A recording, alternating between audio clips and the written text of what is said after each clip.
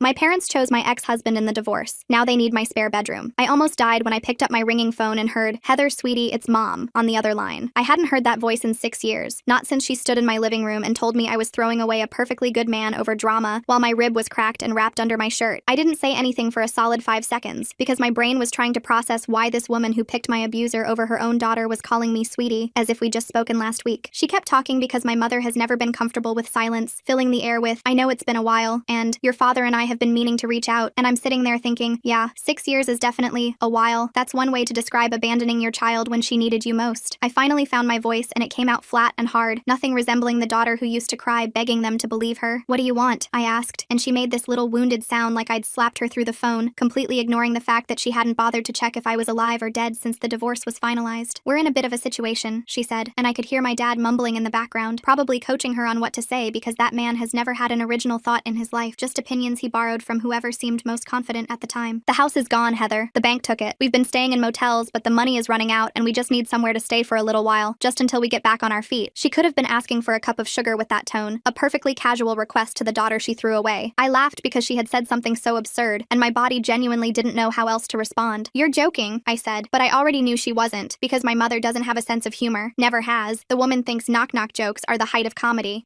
"We're family," she said, and that word landed heavy in my chest because family. Really? That's what we're calling this now? Family is what you have when people show up for you, when they believe you, when they don't look at their daughter's tear-streaked face and choose her abuser because he brought good wine to Thanksgiving once and always remembered to compliment her pot roast. "No," I said, and it came out so easy, easier than I thought it would. 6 years ago, I couldn't say no to anything, couldn't stand up for myself, couldn't even leave my ex-husband Conrad without apologizing for inconveniencing everyone with my trauma. But I'd spent 6 years in therapy learning that no is a complete sentence, that I don't owe explanations to people who never cared enough to ask questions. The silence on the other end was deafening, and I could practically see my mom's face, that pinched expression she gets when things don't go her way, lips pressed together so tight they almost disappear. "Excuse me?" she finally said, and there it was, the tone I grew up fearing, the one that meant I'd disappointed her, the one that used to make me scramble to fix whatever I'd done wrong just to make that voice go away. I said no. "You can't stay with me."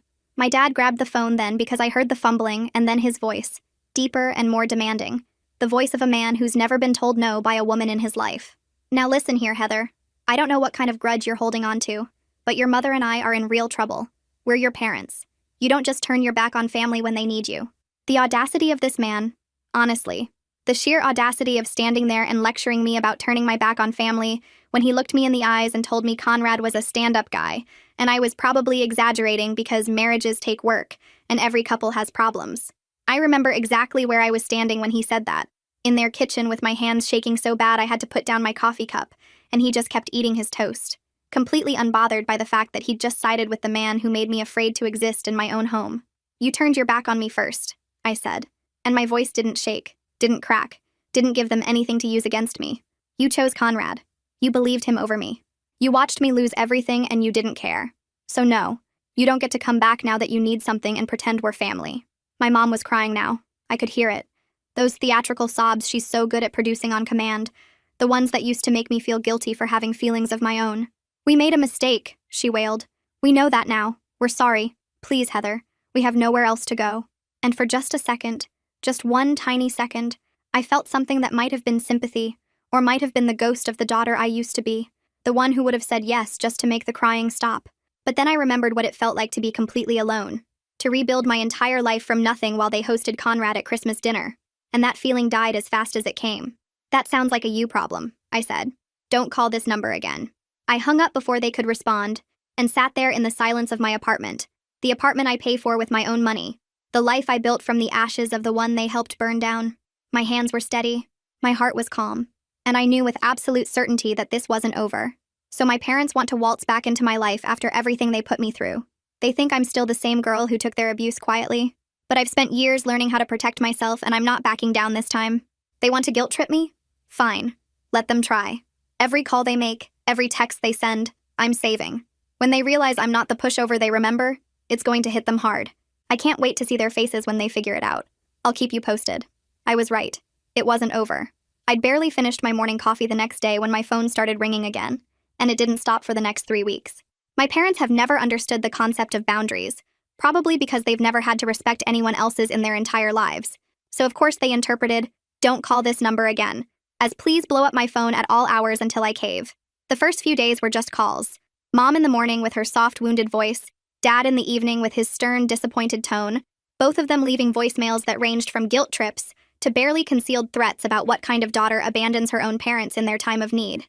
I listened to exactly one of those voicemails, heard my mom say, "I don't know where we went wrong with you," and deleted every single one after that without pressing play. When the calls didn't work, the texts started. My mom has apparently discovered emojis in her old age because suddenly my phone was lighting up with messages full of crying faces and broken hearts and praying hands, accompanied by paragraphs about how she can't sleep at night knowing her daughter hates her. She actually used the word hates, which is rich coming from a woman who watched me fall apart and chose to believe the man breaking me instead. "We're running out of money," one text said. "The motel is making us pay by the week now," said another. "Your father's back is hurting from these cheap mattresses," as if I was supposed to feel sorry for them when I spent the first year after my divorce sleeping on a futon I found on the side of the road because I couldn't afford anything else. I didn't respond to any of them. Not a single one. I just watched my phone light up and kept living my life because I'd learned a long time ago that engaging only gives them ammunition. Then came the family members. My Aunt Dixie called me on a Tuesday afternoon, and I picked up because I actually like Dixie. Or I did until she opened her mouth and said, "Heather, honey, I just got off the phone with your mother and she is absolutely beside herself." I should have known. I should have known the second I saw her name on my screen that this wasn't a social call, that my parents had started recruiting reinforcements because their own attacks weren't landing. "She says you won't let them stay with you," Dixie continued, her voice dripping with that fake concern that runs in my family. "And I just can't understand why you'd be so cruel to your own parents when they're going through such a hard time." I had to take a deep breath before I responded because the old Heather would have crumbled, would have started explaining and justifying and apologizing for having the audacity to protect herself. But I'm not the old Heather anymore. "Did she tell you why we haven't spoken in 6 years?" I asked, and the silence on the other end told me everything I needed to know. "Did she tell you about Conrad? About what he did to me? About how she and Dad chose him over their own daughter?" More silence. Then Dixie, sounding uncomfortable now, said, "Well, she mentioned there was some disagreement about your marriage, but I'm sure if you all just sat down and talked it through." I hung up on her too. After that it was my cousin, then my uncle, then my grandmother's sister who I haven't seen since I was 12, and who somehow got my number just to tell me I was breaking my mother's heart. Every single one of them had the same script. "Your parents are struggling. Family helps family. You need to let go of the past. Holding grudges is unhealthy." Not one of them asked me what actually happened. Not one of them wanted to hear my side. They just called to deliver my parents' message wrapped in the thin disguise of concern, and I stopped answering my phone altogether unless the number was already in my contacts. My parents had turned my entire extended family into their personal army, and every single soldier was armed with guilt and absolutely zero context. 2 weeks into this harassment campaign, I came home from work to find my mom sitting on the steps outside my apartment building. She looked smaller than I remembered, older, her hair grayer and her clothes wrinkled in a way that the mother I grew up with never would have allowed. For half a second, I felt something twist in my chest, some leftover reflex from childhood that wanted to run to her and fix whatever was wrong. Then she opened her mouth and said, "I knew you'd have to come home eventually," with this little triumphant smile, and whatever sympathy I'd felt evaporated instantly. "You need to leave," I said, and she stood up slowly, brushing off her pants like she had all the time in the world. "I just want to talk," she said, face to face, mother to daughter. "You owe me that much." I actually stopped walking and turned to look at her because the audacity of that statement deserved acknowledgement. "I don't owe you anything," I said, and my voice was steady even though my heart was pounding. "You lost the right to demand things from me when you chose Conrad over me, when you told me I was being dramatic, when you watched me lose everything and didn't lift a finger to help." Her face crumpled into that wounded expression she's perfected over 60-something years of getting her way, but I walked past her and into my building without looking back. She came back the next day, and the day after that, sometimes with my dad, sometimes alone, always with the same script about family and forgiveness and how they've changed. My dad tried the stern approach, standing outside my building with his arms crossed like he was waiting for a teenager who'd missed curfew. "This is ridiculous, Heather," he called out when he saw me walking up the street. "We're your parents. We raised you. We gave you everything, and this is how you repay us?" I walked right past him without making eye contact, and he grabbed my arm, actually grabbed my arm to stop me, and I spun around so fast he let go like I'd burned him. "Touch me again and I'm calling the police," I said, and my voice didn't sound like my voice anymore. It sounded like someone who'd survived something and wasn't going to let anyone put her through it again. He stood there sputtering about respect and gratitude while I went inside and locked the door behind me. Then they found out where I worked. I still don't know how. Maybe one of the family members they'd recruited.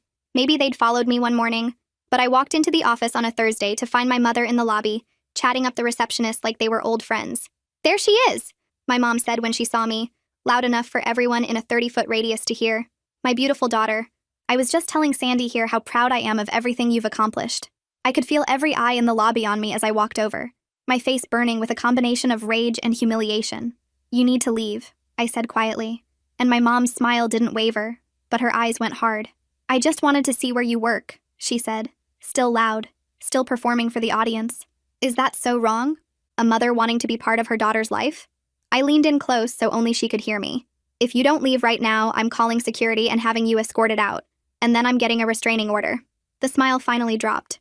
She looked at me with something that might have been shock, or might have been the first glimmer of understanding that I wasn't bluffing. Then she gathered her purse and walked out without another word, leaving me standing in my own lobby feeling like I'd just fought a battle that everyone around me didn't even know was happening. My hands were shaking when I got to my desk, but I didn't cry. I was done crying over people who didn't deserve my tears. I know what you're probably thinking. What could possibly be so bad that I'd let my own parents end up homeless rather than help them? What did Conrad actually do? And why can't I just forgive them and move on like everyone keeps telling me to? Trust me, I get it. From the outside, this probably looks cold. But you don't know what I went through. You don't know what they watched happen and chose to ignore. So let me tell you about my marriage. I met Conrad at my best friend's wedding. He was one of the groomsmen, tall and confident with this smile that made you feel like you were the only person in the room when he looked at you. I was 24 and had just started my first real job after college, feeling like an adult for the first time in my life. And here was this man in a perfectly fitted suit who kept finding excuses to talk to me during the reception. "You look like you're planning your escape," he said, appearing next to me while I was hiding by the dessert table trying to avoid my friend's handsy uncle. "Is it that obvious?" I asked, and he laughed and said, "Only to someone who's also looking for the exit. I'm Conrad." He asked me to dance during a slow song, and when I stepped on his feet twice because I've never been graceful, he just laughed and said, "Good thing I wore my sturdy shoes." By the end of the night, he had my number, and I had this fluttery feeling in my chest that I mistook for the beginning of a love story. Looking back now, I can see all the signs I missed. All the red flags I painted green because I wanted so badly to believe that someone like him could want someone like me. The first 6 months were a dream. Conrad was attentive in a way no one had ever been before, texting me good morning every day, surprising me with flowers at work, remembering every little detail I mentioned and bringing it up later to show he'd been listening. When I told him I loved this obscure band from the 90s, he tracked down concert tickets for their reunion tour 3 states away and drove us there himself. When I mentioned missing my grandmother's cooking, he found her old recipe for apple pie in a box my mom had and made it for me from scratch, flour all over his kitchen, and this proud grin on his face when it actually turned out edible. "I can't believe you did this," I said, and he kissed my forehead and said, "I'd do anything to make you happy." He met my parents within the first 2 months and charmed them completely, bringing my mom flowers and talking to my dad about football for an hour like they'd known each other for years. "He's a keeper," my mom said after that first dinner, squeezing my hand with tears in her eyes like I'd finally done something right. My dad clapped Conrad on the shoulder and said, "You take care of my little girl." And Conrad looked him right in the eyes and said, "I promise you, sir, I will treat her like a queen." Everyone loved him. My friends loved him. My coworkers loved him. I loved him so much it scared me sometimes. This overwhelming feeling that I'd somehow won the lottery and was just waiting for someone to realize they'd made a mistake. The first time something felt off was about 8 months in. We were at a restaurant and I laughed at something the waiter said. Just a dumb joke about the daily special. Nothing flirtatious, nothing inappropriate. When the waiter walked away, Conrad got quiet. That kind of quiet that fills up the whole room, and he didn't speak to me for the rest of dinner. In the car on the way home, he finally said, "You really enjoyed that, didn't you?" I looked at him confused and said, "Enjoyed what?" His hands tightened on the steering wheel. "Don't play dumb with me, Heather. The waiter. The way you laughed at his stupid joke. The way you lit up when he was talking to you." I tried to explain that I was just being polite, that it meant nothing, that I only had eyes for him. "I didn't mean anything by it," I said. He was just being friendly. Conrad shook his head slowly. "You have no idea how you come across, do you? How desperate you look throwing yourself at any man who gives you attention." I felt tears prick my eyes and said, "That's not fair. I wasn't throwing myself at anyone." And he pulled the car over so suddenly I gasped. He turned to look at me with this intense expression and said, I'm sorry. I just love you so much that the thought of anyone else making you smile drives me crazy. You're everything to me, Heather. The idea of losing you makes me insane." I told myself it was romantic. That jealousy was just passion in disguise. And I was lucky to have someone who cared that much. After that, the comments started coming more frequently. "You're not wearing that out, are you?" He'd say when I put on a dress I used to love. "That makeup makes you look cheap." He'd mention casually while I was getting ready. God, do you have to laugh like that? Everyone's staring at you. He'd say these things casually, almost like he was doing me a favor by pointing out my flaws, and I started changing myself piece by piece to avoid setting him off. Shorter hemlines became longer ones. Bold lipstick became neutral tones. I stopped laughing so loud, stopped talking so much, stopped being so much. My friends started asking why I never came out anymore, and I made excuses because the truth was, Conrad didn't like them. They're a bad influence, he said. They don't understand what we have. They're jealous of you, Heather. Can't you see that? They want to sabotage us. One by one, they stopped calling, and I told myself it was fine because I had Conrad, and he was all I needed. We got married after 2 years of dating. A beautiful ceremony that my parents paid for because Conrad said it was tradition. And who was I to argue with tradition? I walked down the aisle toward this man who I thought hung the moon, completely blind to the fact that I was walking into a cage. The first year of marriage was when the real Conrad started to emerge, like he'd been wearing a costume the whole time, and finally felt comfortable enough to take it off. The criticism that used to come occasionally became constant. This house is disgusting. What do you do all day? You call this dinner? My mother would never serve something this bland. Would it kill you to put some effort into your appearance? You used to try when we were dating. Nothing I did was right. He'd come home from work and I'd feel my whole body tense up, scanning his face to figure out what kind of night it was going to be. Good mood meant I could breathe. Bad mood meant I'd spend the next several hours trying to become invisible. The first time he hit me was over a casserole. I still remember exactly what it was. This chicken and rice dish I'd made 100 times before. Except this time I'd accidentally used the wrong kind of cheese. He took one bite, made a face, and said, "What the hell did you do to this?" I started apologizing immediately, the words tumbling out. "I'm sorry. I used the wrong cheese. I wasn't paying attention. I can make something else. It'll only take 20 minutes. He stood up so fast his chair fell over. 20 minutes? You want me to wait 20 more minutes because you can't follow a simple recipe? The back of his hand connected with my face before I even realized he'd moved. I stood there in my own kitchen with my cheek burning and my ears ringing, and he looked at me with this expression of pure disgust and said, "Look what you made me do. I didn't want to do that, Heather. You made me do that." Then he walked out, got in his car, and didn't come back until the next morning. When he did come back, he had flowers and tears in his eyes, and this whole speech prepared. "I've never done anything like that before," he said, his voice cracking. "Work has been so stressful and I just snapped. It'll never happen again. Please forgive me. I love you so much. I hate myself for hurting you." I believed him because I needed to believe him, because the alternative was admitting that my whole life had become a lie. It happened again 2 weeks later, and then a week after that. And then it became so regular that I stopped counting, stopped being surprised, stopped feeling much of anything at all. I learned to read his moods like weather patterns, learned which topics to avoid, learned how to make myself so small and quiet that maybe he'd forget I was there. I flinched when he raised his hand, even if he was just reaching for something on a shelf. I apologized for everything, constantly, compulsively. Sorry for existing, sorry for breathing, sorry for being the kind of wife who apparently deserved to be hit over cheese. The woman I used to be, the one who laughed too loud and wore bold lipstick and had opinions about things, she disappeared so gradually that I didn't even notice she was gone, until there was nothing left but this hollow shell who jumped at shadows and counted bruises in the bathroom mirror. I tried to tell my mom once, about a year into the marriage. I'd shown up at her house with a black eye that I'd covered with makeup, except the makeup wasn't covering it well enough, and she noticed. "What happened to your face?" she asked, tilting my chin toward the light. For one desperate moment, I thought this was it. This was my chance. Someone was finally going to see the truth and help me. "Conrad hit me," I said, and the words came out so quiet I wasn't sure she'd heard them. But she had. I know she had because her face did this thing, this complicated series of expressions that ended somewhere between discomfort and disbelief. "What did you do?" she asked, and my heart cracked right down the middle. Not, "Are you okay?" or "We need to get you out of there," but, "What did you do?" "Nothing," I said, my voice breaking. "Mom, I didn't do anything. He just gets angry sometimes and I don't know what sets him off and I'm scared." She patted my hand like I was a child throwing a tantrum over nothing. "Marriage is hard, sweetheart. You have to learn to manage his moods. Men are sensitive creatures. They need to feel respected in their own homes."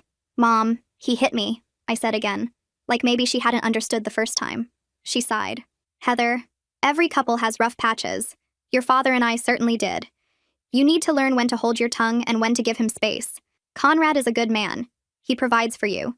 He comes to family dinners. Whatever's happening at home, I'm sure you two can work through it if you just try harder." I left her house that day feeling more alone than I'd ever felt in my entire life.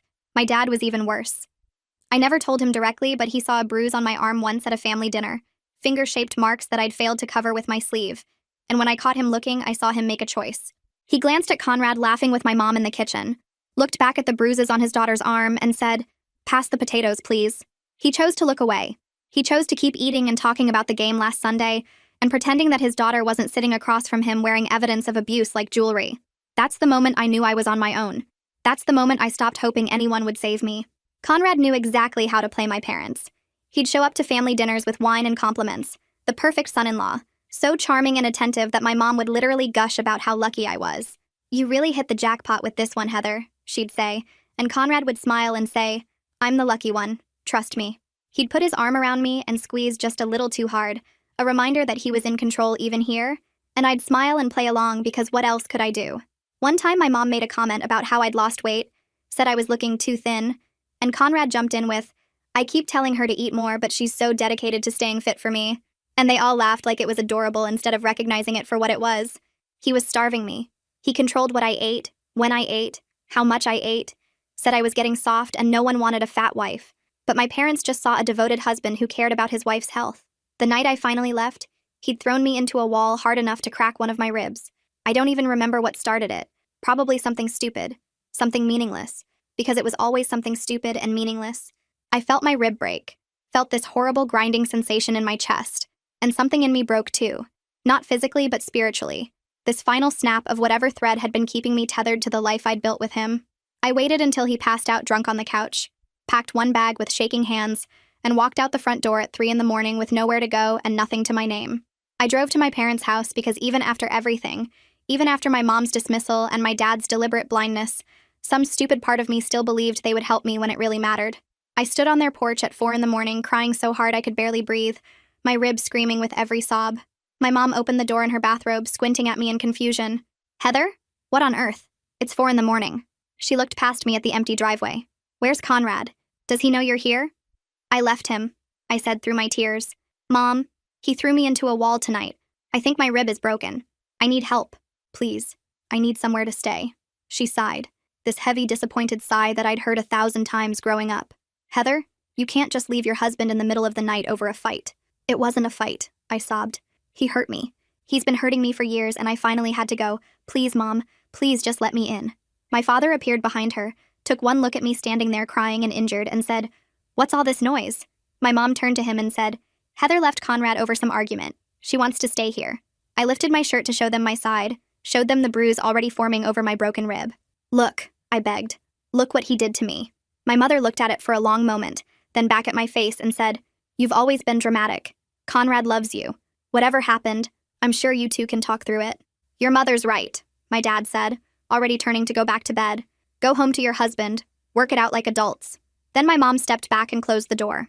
They actually closed the door in my face and left me standing on the porch with a broken rib and a broken heart, and nowhere in the world to go.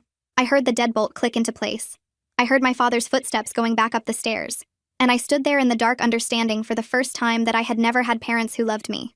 I had parents who loved the idea of me, the version of me that did what she was told, and didn't cause problems, and stayed married to the man who brought good wine to Thanksgiving. The real me, the broken, bleeding me who needed them most. That person didn't exist to them at all. Now you understand why I can't let them back in. They chose Conrad over me when I had nothing. They watched me lose everything and sided with my abuser. And now they need me? I've been preparing for the day they'd come crawling back. I just didn't know it would feel this satisfying. The next conversation we have, because trust me, they're not stopping. I'm laying everything out. Every choice they made. Every way they failed me. They wanted to talk? Fine. We're going to talk. I'll let you know how it goes. I didn't have to wait long for that conversation. 3 days after the lobby incident, my mom showed up at my apartment again, but this time something was different. She wasn't alone. My dad was with her, and they weren't wearing those entitled expressions I'd gotten used to seeing. They looked smaller somehow, defeated in a way I'd never seen before, standing outside my building like two people who'd finally run out of plays. I almost walked past them like I had every other time, but then my mom said something that stopped me cold. "We know about Kate," she said, and her voice cracked on the name. "Conrad's new girlfriend. She found us." I turned around slowly because I had no idea what she was talking about. Kate was a name I'd heard maybe once or twice through the grapevine. Some woman Conrad had started dating about a year after our divorce, but I'd made it a point to know as little about his life as possible. "What does that have to do with anything?" I asked, and my dad cleared his throat in that way he does when he's about to say something that costs him.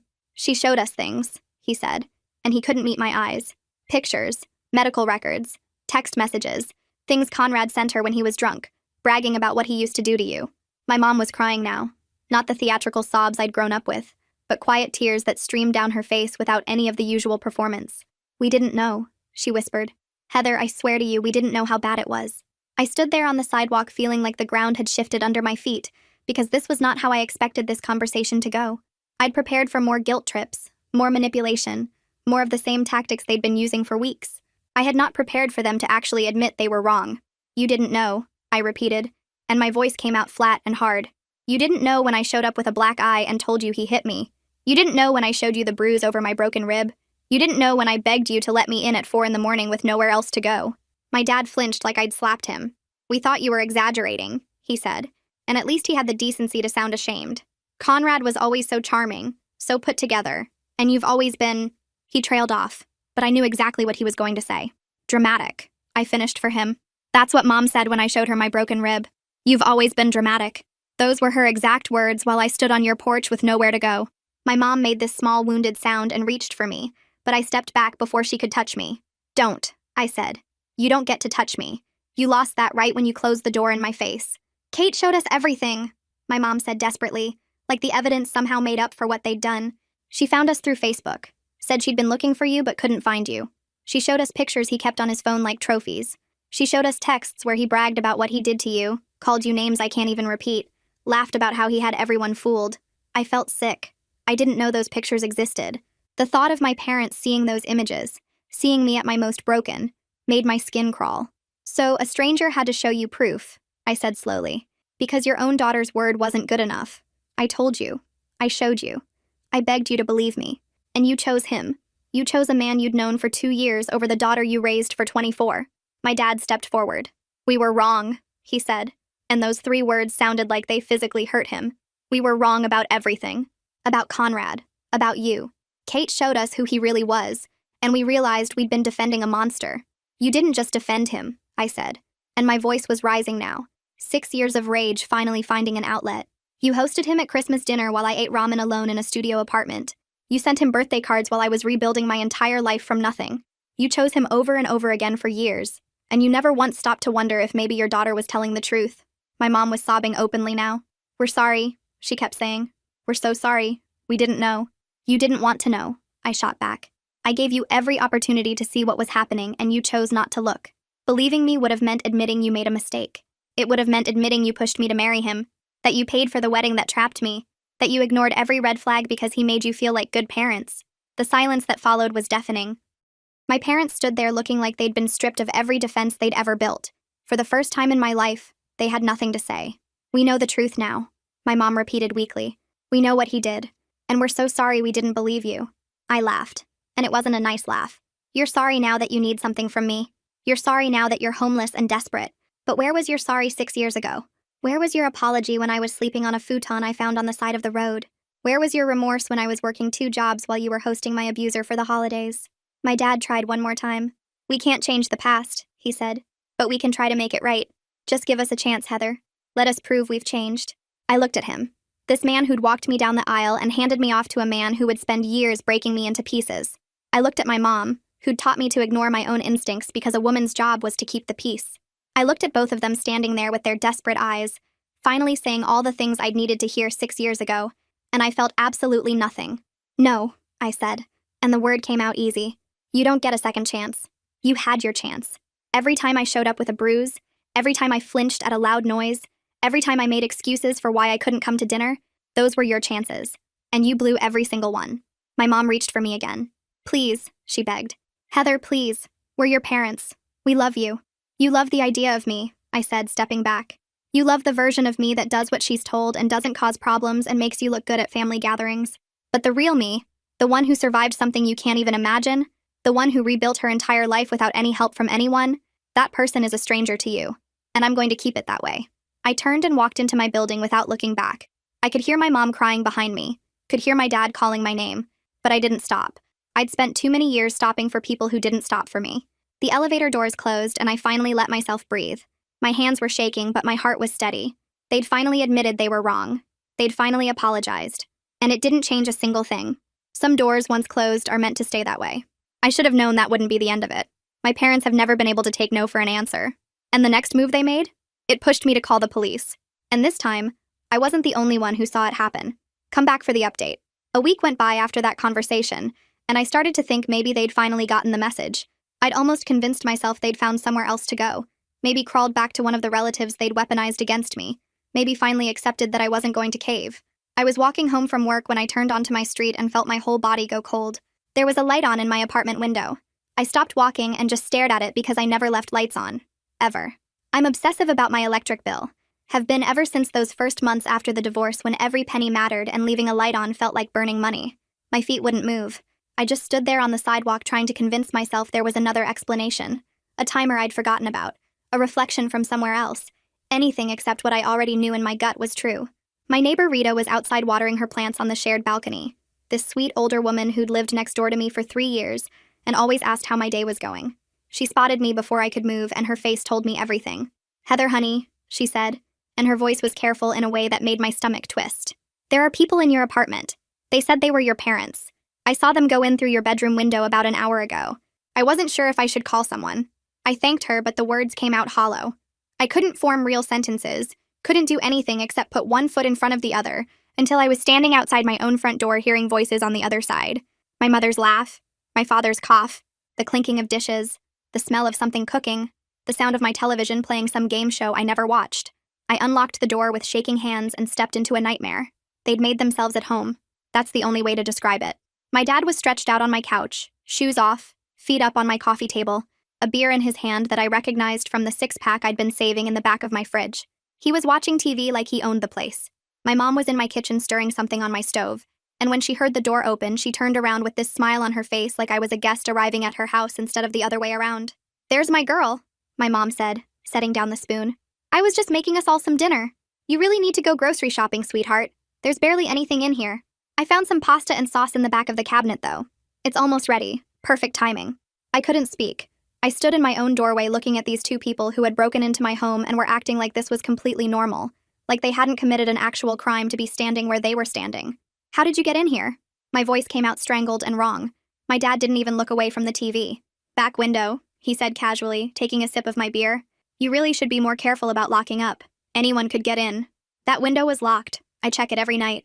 "Well, locks can be finicky," my mom said with a little shrug. Like breaking and entering was just a minor inconvenience we could all laugh about later. "We didn't have a choice, Heather. You wouldn't answer your door, you wouldn't take our calls. The motel wanted another week up front and we'd already spent everything. What were we supposed to do, sleep on the street?" "Yes," I said, and my voice was getting louder now. "Yes, that's exactly what you were supposed to do. Because this is my apartment. Mine. You don't live here. You weren't invited here. You broke into my home." My dad finally turned to look at me, and he had the audacity to look annoyed. "Christ, Heather, listen to yourself. We're your parents. This isn't breaking in. This is family looking out for each other. Get out." I said it quiet and hard, and I meant every syllable. "Right now. Get your shit and get out of my apartment." My mom turned off the stove burner and wiped her hands on a dish towel. My dish towel. Like she was the lady of the house being interrupted during meal prep. "Heather, please. We have nowhere else to go. We've been in that disgusting motel for weeks. Your father's back is destroyed. I haven't slept properly in days. We're your parents. You can't just throw us out on the street. Watch me." I pulled out my phone. "You have 60 seconds to leave before I call the police." My dad set down the beer and stood up slowly, and for a second I thought he was actually going to comply. Instead, he walked toward me with this expression on his face that I remembered from childhood, the one that meant I'd crossed a line and there would be consequences. "You would really do that?" he asked, his voice low and dangerous. "You would really call the cops on your own parents? Have us hauled off in handcuffs like we're some kind of criminals? You are criminals. You broke into my apartment. We're family." He said it like that word was supposed to mean something, like it was a magic spell that erased everything they'd done. "Family doesn't call the police on each other. Family figures it out." "We're not family," I said, and I started dialing. "We stopped being family when you chose my abuser over me, when you closed the door in my face, when you spent 6 years pretending I didn't exist. You don't get to show up now and play the family card like it's some kind of get-out-of-jail-free card." My mom rushed over and grabbed my arm. Actually grabbed my phone arm like she was going to stop me from calling. "Heather, please. Think about what you're doing. Think about how this looks. Your own parents, arrested, taken away by police, at your request. What will people say? What kind of daughter does that? I don't give a fuck what anyone thinks." I yanked my arm away and hit the call button. "You broke into my home and you're refusing to leave, and that's called trespassing." My mom started crying. those loud theatrical sobs she'd perfected over the years. This is unbelievable. After everything we did for you, we sacrificed everything raising you, gave you the best years of our lives, and you treat us like garbage. What did I do to deserve this? What did I ever do except love you? You want me to answer that? Because I've got 6 years of answers. But then the dispatcher answered, and I had to focus on explaining that there were intruders in my apartment who were refusing to leave. Yes, I knew who they were. Yes, they were my parents. No, they did not have permission to be here. No, I had not given them a key. They came in through the window. Please send someone.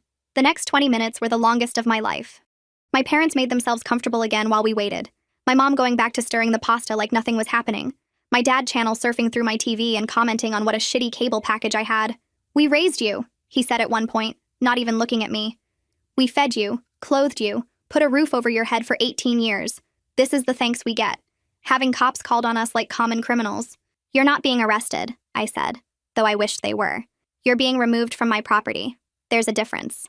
Same difference, my mom called from the kitchen. You're treating us like strangers who broke in to rob you when all we wanted was to be close to our daughter. Is that such a crime? Wanting to see our own child? I didn't answer because there was nothing left to say. The pasta water boiled over and my mom cursed under her breath, and I sat in my own living room feeling like an intruder in my own life. Then the knock came at the door. I opened it to find 2 police officers, a man and a woman, both looking tired in that way cops always look when they're dealing with a domestic situation. I explained everything as calmly as I could. My parents immediately switched into performance mode. My mom dabbed at her eyes and talked about how they just wanted to reconnect with their daughter after a silly misunderstanding that had kept us apart. My dad shook the male officer's hand and made a comment about how emotional women get, how this was all just a family squabble that had gotten blown out of proportion. I watched them work the room like they'd done at every family gathering for my entire life, watched the officers' faces soften as my parents transformed into these harmless, helpless old people who just wanted to be loved by their ungrateful daughter. The officers exchanged a look that made my stomach drop, and then the female officer said the words that made my blood run cold.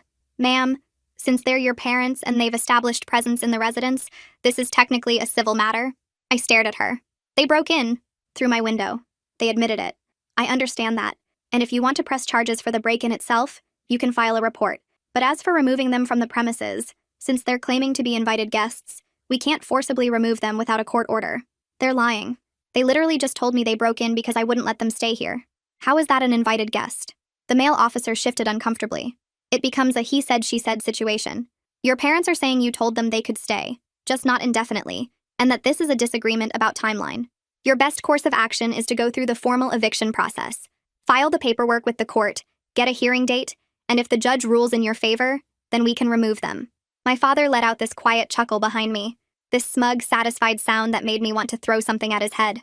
Looks like we're staying after all, he said, settling back into my couch and putting his feet up on my coffee table again. Family helps family, Heather. Guess you're stuck with us. The officers gave me some paperwork about filing for eviction and left, and I stood in my own living room feeling like the ground had opened up beneath my feet. My parents had broken into my home and there was nothing I could do about it. They were going to stay here, in my space, in my sanctuary, and the law couldn't help me. My mom was already back at the stove. Now, she said, like the past hour hadn't happened at all. Dinner's almost ready. Heather, do you have Parmesan? I looked everywhere, but I couldn't find any. You really do need to keep a better stocked kitchen. I walked out of my own apartment because I couldn't breathe in there anymore. Rita was still on the balcony. She'd watched the whole thing, the cops arriving and leaving, my parents staying put. I could tell by the look on her face that she'd heard enough through the walls to understand. Are you okay, honey? She asked, and there was real concern there, not the fake kind my family specialized in. No, I said, and my voice cracked for the first time all day. No, I'm really not. She put her hand on my arm, gentle and warm. I saw everything, she said quietly. I told the officers what I saw, but they said it didn't matter without proof of forced entry. But I know what I saw, Heather. And if you need a witness for court, I'll testify. I'll tell them exactly what kind of people your parents really are. I looked at this woman who'd been nothing more than a friendly neighbor for 3 years, who had no stake in my life or my problems, who was offering to help me simply because it was the right thing to do. I stood there trying to wrap my head around the fact that my parents had committed an actual crime, and somehow I was the one standing outside while they made pasta in my kitchen. But I hadn't lost. Just because the police took their side doesn't mean I'm trapped. I was going to call a lawyer and get the eviction paperwork filed. They wanted to force their way back into my life? Now they get to watch me legally remove them from it. I've never been more ready for anything. Stick around because this is the moment I've been waiting for. The next morning I was at the courthouse before it even opened, standing in line with a folder full of documents and a determination that surprised even me. I filed the formal eviction papers at 9 a.m., filled out every form in triplicate, paid the filing fee that I'd have to eat ramen for a week to recover from, and walked out of that building feeling like I'd just fired the first shot in a war I was finally ready to win. The clerk told me the hearing would be in 3 weeks, that my parents would be served with papers, that I needed to document everything between now and then. I told her I'd been documenting my whole life, and this was just more of the same. Living with them for those 3 weeks was its own special kind of hell. They'd taken over my apartment like they owned it. My dad permanently stationed on my couch complaining about everything from my water pressure to my thread count. My mom rearranging my kitchen cabinets because apparently I'd been storing things wrong my entire adult life. They ate my food, used my toiletries, ran up my electric bill, and acted like I was the unreasonable one for not being grateful they'd chosen to grace me with their presence. Every morning, I woke up to my mom making breakfast and saying things like, "I made extra for you," as if she was doing me a favor, instead of using my groceries in my kitchen in my apartment that she'd broken into. Every night, I came home to my dad asking what was for dinner like I was still 12 years old and responsible for keeping him fed. They tried everything to get me to drop the eviction. First came the guilt. My mom crying at the kitchen table about how she never thought her own daughter would throw her out on the street, how she couldn't sleep at night knowing I hated her this much, how she'd failed as a mother if this was how I turned out. I let her cry and kept documenting. Then came the anger. My dad cornering me in the hallway one night to tell me I was making the biggest mistake of my life, that family was all anyone had in this world, that I'd regret this when they were dead, and I was all alone with no one to blame but myself. I told him I'd been alone for 6 years, and I'd never been happier, and walked past him into my bedroom that now had a lock on it because I wasn't stupid. Then came the bargaining. My mom offered to do all the cooking and cleaning if I'd just let them stay a little longer, just until they got back on their feet, just until they figured out their next move. My dad said he'd get a job, said he'd pay me rent, said they'd be out within 6 months if I'd just give them a chance. I showed them the court date on my calendar and didn't say a word. They tried getting family members to call me again, tried having my aunt show up at my door to mediate, tried everything in their manipulation playbook that had worked on me for the first 24 years of my life. None of it landed anymore. I'd spent 6 years building armor they couldn't penetrate. The day before the hearing, my mom sat me down at my own kitchen table and tried one last time. She had tears in her eyes. Real ones, I think. And her voice was softer than I'd ever heard it. "Heather, please," she said, reaching for my hands. "I know we made mistakes. I know we failed you when you needed us most, but we're your parents. We're old. We have nothing. Is this really how you want things to end between us? With us on the street and you knowing you put us there?" I looked at her across the table, this woman who'd given birth to me and raised me and then thrown me away when I became inconvenient, and I felt something I hadn't expected. Not sympathy. Not guilt. Clarity. "You didn't fail me," I said, and my voice was steady. "Failing implies you tried. You didn't try. You chose. Every single time you chose. You chose Conrad's charm over my bruises. You chose your comfort over my safety. You chose to believe I was dramatic rather than believe your son-in-law was a monster. And when I showed up on your doorstep with a broken rib begging for help, you chose to close the door." My mom's face crumpled, but I wasn't done. "You want to know what I remember most about that night? It's not the pain in my chest or the fear or even the cold. It's the sound of the deadbolt. That click when you locked me out. I stood on your porch listening to Dad's footsteps going back upstairs while I had nowhere to go and no one to call. That's what I remember. That's what I see every time I look at you." She was crying hard now. Ugly crying. The kind she couldn't perform if she tried. "We didn't know," she sobbed. "We didn't understand how bad it was." "You didn't want to know," I said. "That's worse. You saw what you wanted to see because the truth would have meant admitting you were wrong. And you've never been wrong about anything in your entire life, have you, Mom? Everything is always someone else's fault. I was too dramatic. I was too sensitive. I didn't try hard enough. 6 years of blaming me for my own abuse because the alternative was looking in the mirror." My dad appeared in the doorway, his face hard. "That's enough. You've made your point. No need to twist the knife." I stood up from the table. "I haven't even started twisting," I said. "Tomorrow a judge is going to hear everything. How you broke into my apartment through a window. How you've been living here against my will. How you spent 6 years supporting the man who beat me and then expected me to save you when you lost everything. Rita's going to testify about what she saw. I've got documentation of every text, every voicemail, every time you showed up at my work or my building trying to force your way back into my life. And when that judge tells you to get out, you're going to have to find somewhere else to go, because you're not my problem anymore." The hearing was at 10 a.m. in a small courtroom that smelled like old coffee and recycled air. My parents showed up in their nicest clothes, the ones they'd been carefully preserving for occasions exactly like this, and they smiled at the judge like they were at a church social instead of fighting to avoid homelessness. My lawyer presented everything: the break-in, the refusal to leave, the harassment campaign, the pattern of manipulation. Rita testified about what she'd seen, her voice steady and clear as she described watching my parents climb through my bedroom window and make themselves at home. My mom tried to interrupt twice and got shut down by the judge both times. When it was their turn to speak, my dad launched into this speech about family and forgiveness and how children these days don't understand loyalty. He talked about everything they'd sacrificed to raise me, every dollar they'd spent, every opportunity they'd given up. He made it sound like I owed them my entire existence, and this eviction was the ultimate betrayal of everything they'd done for me. The judge listened without expression, then turned to me and asked if I had anything to add. I stood up and looked at my parents, really looked at them, and said the thing I'd been holding in for 6 years. Your Honor, these people had one job that every parent has. Protect your child. Keep them safe. Believe them when they tell you something is wrong. And they failed. They didn't just fail. They actively chose the other side. They chose my abuser. They defended him, supported him, welcomed him into their home while I was rebuilding my life from nothing. And now they want me to save them? I shook my head. I spent years feeling guilty for surviving without them. Years wondering if I was the problem, if I was being too hard, if I should just forgive and move on like everyone kept telling me to. But you know what I realized? Some people don't deserve forgiveness. Some people make choices so devastating, so complete in their betrayal, that forgiveness would be a lie I told myself to feel better. I don't forgive them. I'm never going to forgive them. And I need them out of my home so I can keep living the life I built without them. The judge ruled in my favor. 30 days to vacate, no exceptions, no extensions. My parents sat there in stunned silence as the reality sank in, as they realized for maybe the first time that I wasn't bluffing, wasn't going to cave, wasn't going to rescue them at the last second like they'd clearly been expecting. My mom turned to me with tears streaming down her face and said, "Where are we supposed to go?" I picked up my bag and looked at her one last time. "I don't know," I said, "but I know it's not my problem."